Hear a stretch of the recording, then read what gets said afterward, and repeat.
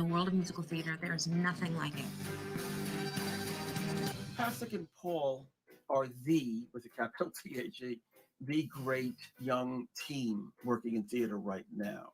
They have found a way through their songs to reflect the feelings and the times and the circumstances of the world that we live in.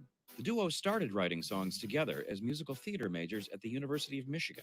We're not going to be great singers. We're not going to be great actors or dancers, apparently. And so we said, you know what? Let's write a show. And pretty soon we had people from all over the country and even the world writing to us, I love that song. I want to do that in my recital. That got the attention of both Broadway and Hollywood. First date. Last night, not quite what you pictured, but all right. Rapping to the rescue. Oh, rapping to the rescue.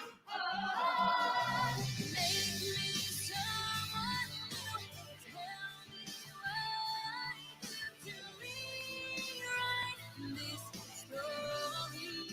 Hey, I'm not giving up today. There's nothing getting in my way. And if you're not knock me over. But the biggest ones were yet to come.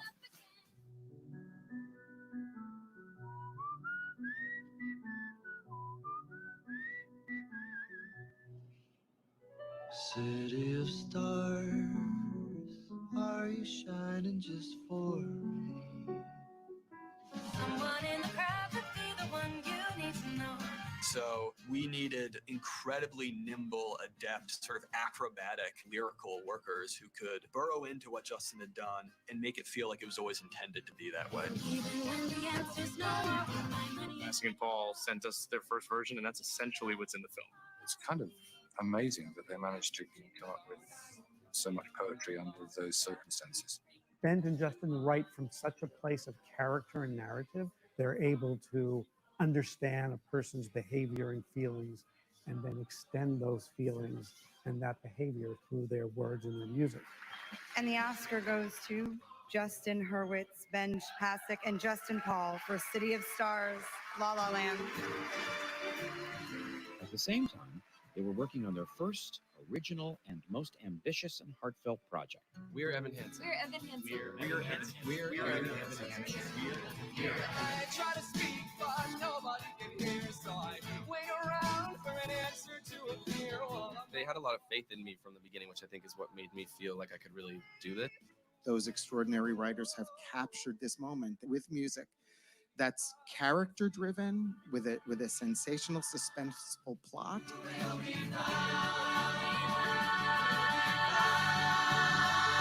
you want to go where it's covered in all colored lights? It was an uphill sort of battle in terms of writing the songs for this film because we were never brought on to write the score. It was a one song at a time sort of shootout in a way. And within 2 or 3 years, literally every song was theirs. Benj and Justin just really found a moment and created this beautiful song. The notion of there being a million dreams, it's kind of perfect. Dreams is all it's gonna take. Painfully, we found Justin and Benj. They've since won an Oscar for La La Land. They've won the Tony for Dear Evan Hansen. They just got 3 Grammy Award nominations, and they no longer talk to me.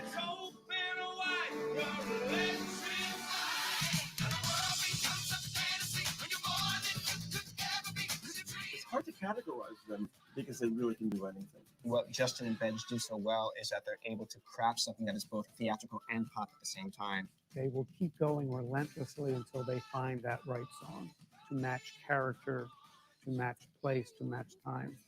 There is a way that they tap into the slightest emotion and turn it into a musical number. Those guys are just on fire. There's nothing that they cannot do, and it's really exciting to be around their creative energy. There's no question they're going to be mainstays in the entertainment industry for a long time to come. This is great. This is good. This is who you are. This is me. Look out, 'cause here I come. And I'm marching back to the beat I drum. To help me, I'm still facing my melodies. This is me. Whenever the words want to cut me down, I send it down to down.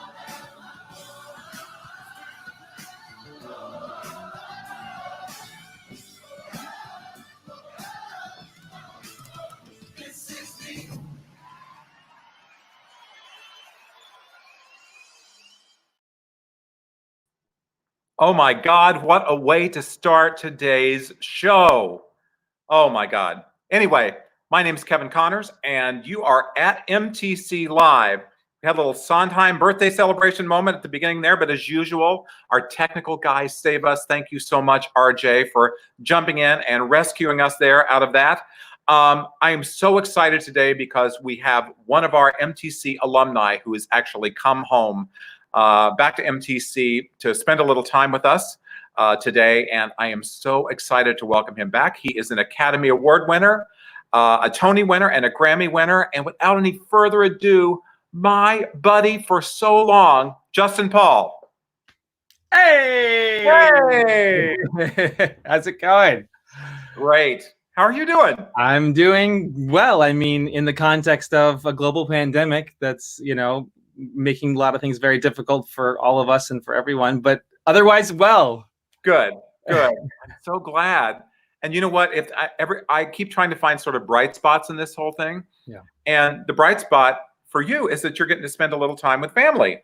Right? Yeah, I am. I'm actually here in Connecticut. My wife and I and our two kids, we were in the city for a number of weeks quarantining there, and then we merged isolated cells with my parents, and we've been back and forth a bit, but right now we're up in Connecticut with them, and absolutely has been a bright spot seeing my parents, getting to watch my kids grow up by the minute, which is mostly wonderful and sometimes mind-numbingly frustrating, but it's mostly wonderful. And so yeah, that's been a bright spot for sure.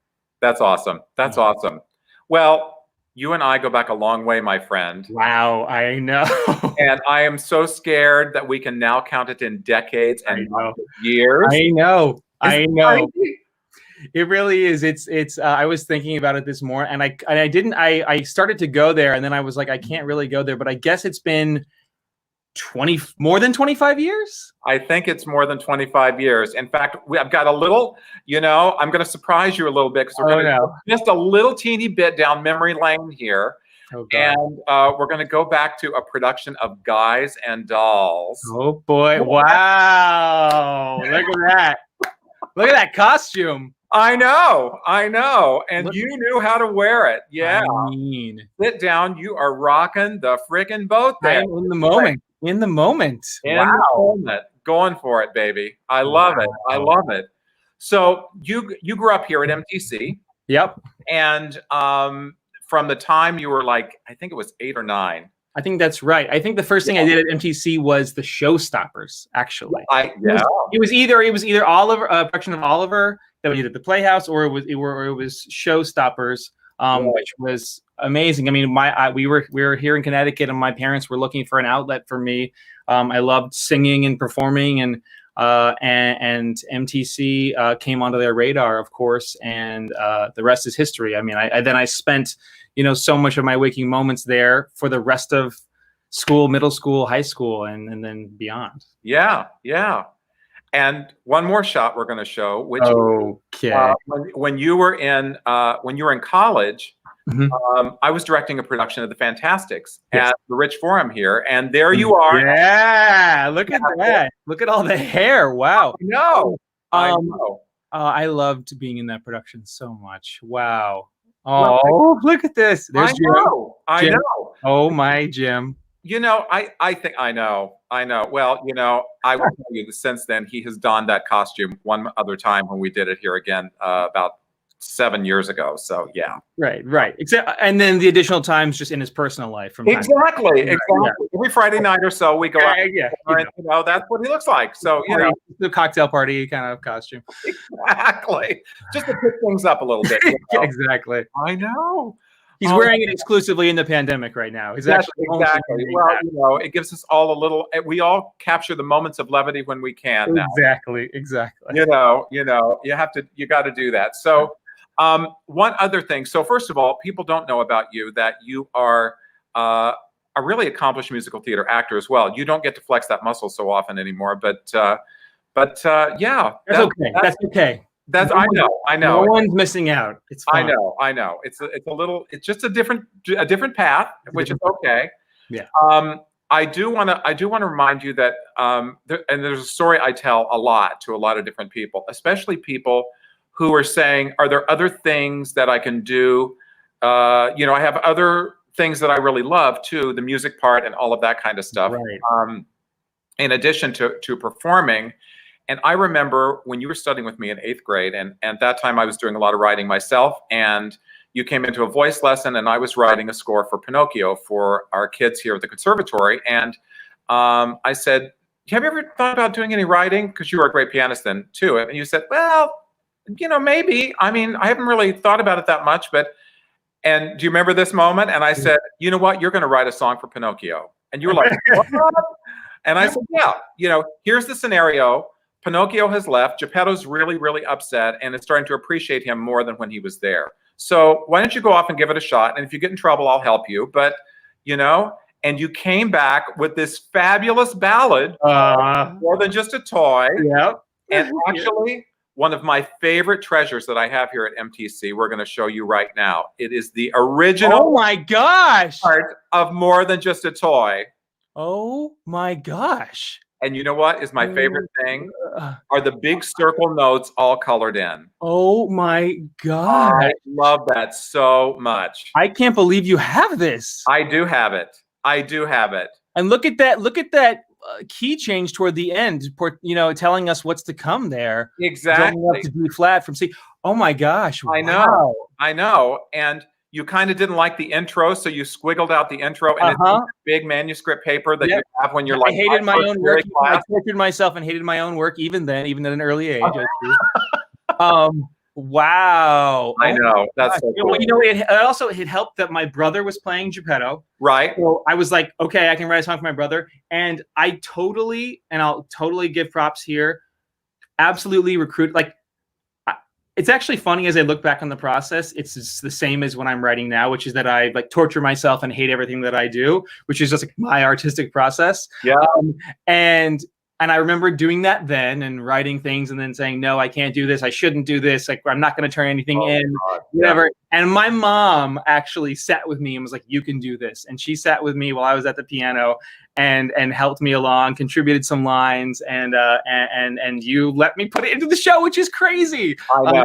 What a gift, what a special thing that was to get to do. Well, it was a gift. It was a gift for us too. And you know, I mean, it just speaks to the fact that, you know, sometimes all people need is the opportunity to just sort of tap that muscle and off you go, you know, and it became a part of you, you know, so, I mean, it became your whole life now. So yeah, exactly. And the thing that I'm so grateful for was the chance to, you know, being at MTC, it's a given, all of the wonderful theater and acting and performing training that I got. And I was also a voice student of yours, but all of the behind the scenes music stuff that I got to do with you, like that's the greatest thing I think for students, for kids who are ambitious and trying to learn and trying to achieve, is treating them, is their teachers like you who treat them like professionals and like colleagues.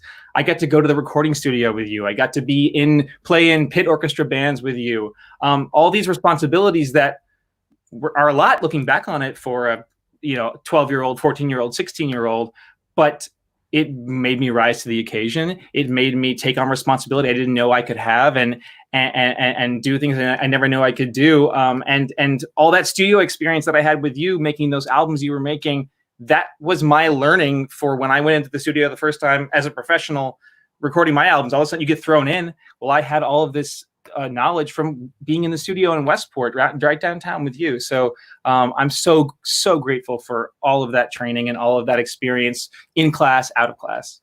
Well, I'm grateful for it too, because, you know, one of my mantras here has always been that theater is a craft that's passed down. I mean, there are books and we get training, we all do that kind of stuff. But at the end of the day, it's really a craft that's passed down. Mm-hmm. And there's so much, I mean, you know this now better than anybody. There's so much of this that's really kind of learning on your feet. And, you know, you learn things when you're put in a position where you have to learn things. And exactly. It just opens up, you know, so many worlds that you don't even know about when you're younger. So we try to take advantage of that here and give opportunities to, you know, musicians and designers and, you know, stage managers and everything. Yeah, I mean, that's the thing too, is people who like, for me, and I'll say this too, because there's probably some students who are watching or are going to watch, is sort of discovering for a long time, I sort of thought my passion was performing. And it's sort of learning for me. It was like, my passion is theater. My passion is making theater. And then I found that lane that was the right one for me. All of my training with you fed into that, but also being in a setting where there was professional theater going on and classes going on, that allowed me to. I remember I ran the lights for a cabaret show. Right. But having all those experiences, it really, as I was saying, it makes you rise to the occasion, and it helps you discover the passions that you have when you're being treated as a professional, when the craft is being passed down to you. Yeah. Well, it's an exciting thing to do too, and and I think as all of us artists are looking to create a legacy of some kind too, and you're a huge part of the legacy here at MTC and of my legacy. I mean, you sang at our wedding, for God's sake. How often have I? I remember it. And it's an honor to be part of that legacy, and it's the thing I think about the most, especially with writers and creators, is the generosity of passing that down. That there's no, with all the writer mentors that I've had, you being the first, there's never, even sometimes the way it is with acting, where it's sort of like, oh, we're going after the same role. Everyone cares so much about this craft of making theater, of writing, or whatever it is that you do in theater. You just want to pass it down. You care more about that than you do about even your own success. It's about, how do I keep this going? How do I pass this down? How do we keep theater alive? How do we keep the craft and the care of writing alive? And you instilled that in me, and I only hope and pray that I can do that, for others someday. Yeah, well, I'm sure you will. It's kind of part of your DNA. I know that you do, and I know that you inspire people every single day. Speaking of which, tell us just a little bit about how you have the most beautiful wife on the planet, and she's the sweetest person in the world, and you have 2 gorgeous kids and another one on the way. How do you? Everybody asks this question, but I think the answer for everybody is a different thing. So how do you try to balance that as best you can? And we're going to probably see a picture of you and Asher here in a second. Oh, cool. Hey, there she is. How did that happen to me? I would say a couple things. One is that I definitely haven't always been the best at doing it, haven't been the best at balancing. There were a couple of years, especially when our daughter was born, where I was just not around a lot that first year, traveling, putting up a couple of shows. That was all right around the time of Dear Evan Hansen, Greatest Showman, La La Land, all sort of happening at the same time. But I think I'm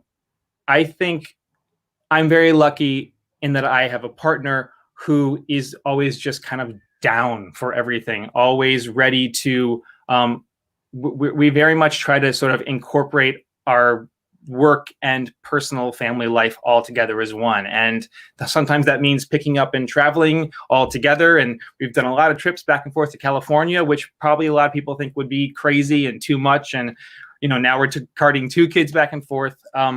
But going through all these experiences together, I think, and whether they've been good experiences or bad experiences, it hasn't been like, okay, I have my work life here and I have my family life here, and I'm smart about how I separate them and make time for each. It's really been more about, let's make all of this our lives, and it's easy to do that when you're in the arts, because everything I write or do, there's some part of me personally that's coming through it anyway, so it is personal. And so we don't separate the work family time as much as just embrace it all, put it together, and say we're all kind of in this together, and we're all pursuing this dream together. And so we end up spending more time together that way. We end up experiencing the highs and lows that way too. I'm so grateful to have gone through all of that with my wife, with our kids, and they'll have some wild stories to tell, I'm sure. But we love it that way. That's awesome. That's awesome. So to talk a little bit about the elephant in the room, at this time, all right, what's going on? I know, right? You're on vacation, aren't you? Yeah, aren't you? Yeah. It's a crazy time, and the world is pretty much upside down, and no world more than the theater world and any kind of performance world. I I think it's a time too when people really think about their community a lot, you know, because I think we don't realize how much we miss our community and people around all the time until we don't have that right now. Right. Why don't we close your little thing today with you talking about the importance of regional houses like MTC that really touch the community so much on a local level, and the value of our organizations in general all over the country. There's so many people having this conversation right now all over the country. The value of organizations like professional theaters, conservatories, symphonies, dance companies, whatever your passion is, the value of that to the community that you live in. Yeah. A couple of things on that. First, just like a side note, I've really loved some of the like online posts and memes and stuff that have been going around that talk about, you know, remember after we get through all this, remember that it's the arts that got us through it.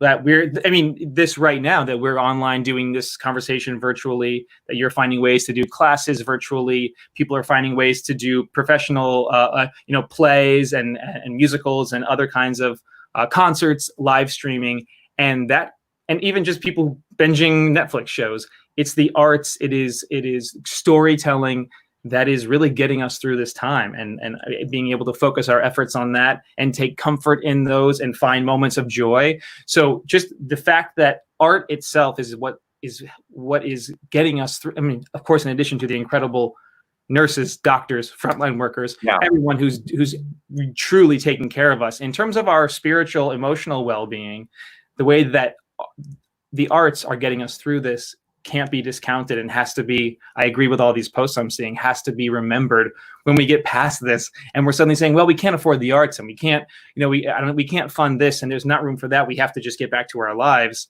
This is what got through us this time. And should we ever suffer a time like this again, the arts are what got us through it. But, the regional theaters, concert houses, dance, whatever companies that we're talking about right now, which are, really, it's a scary time for arts organizations because it feels like, are we expendable? Are people going to have the money or the luxury to be able to come? Do we want to, or will people give donors? The antidote to the divisiveness that I feel like we are experiencing as a country, the antidote to the loneliness that we experience as people, is coming together, experiencing art together, experiencing the two things that we experience most while watching a show or a play, whatever. It's two things. It is being in community with people and communing with people in a joint experience, which is vital, as we've all learned, as you said, vital to our survival as human beings, and we're realizing it more than ever. And second of all, it is the empathy that requires. Every time we go see a show, anything, a story told, it requires us to put ourselves in the shoes of another character. It's what you and I do as writers, as theater makers. We're putting ourselves in the shoes of another character, seeing life a different way. That is also essential to our survival. And that empathy, if we have to keep that empathy alive to survive as a society. And you can get into, there's a million things you can get into of arts education, how it's vital. I mean, there's all the sort of scientific stuff you can get into, which is why it literally is important to education, and how students and children and people suffer without it, and how societies suffer without the arts. But I go back to those things of community and empathy that are just vital to our survival. And we get those from going to our local plays, our local ballets, our local symphonies. They are what enrich our lives, and they sustain us emotionally, mentally, psychologically. And I can't, and I just hope and pray that people keep all of that in mind right now. And then as we sort of come out of this moment, understanding that the arts are just as vital as they've ever been to our lives, to our communities, and to our survival.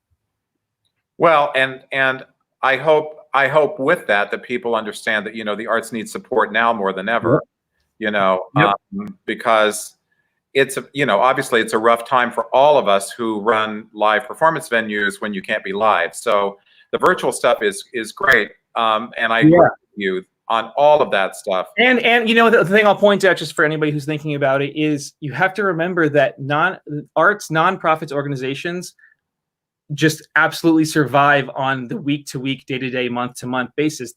In essence, we're not talking about huge profitable companies that have a reserve of anything. Like, you know, if you can't execute your season, how do you survive? And that's why we all have to join together and support these organizations right now, because there's no reserve. There's no, here's the rainy day fund. That's antithetical to the organization, to a nonprofit, right? I mean, obviously there's reserves and things like that, but in terms of everyone's not sitting on these piles of money.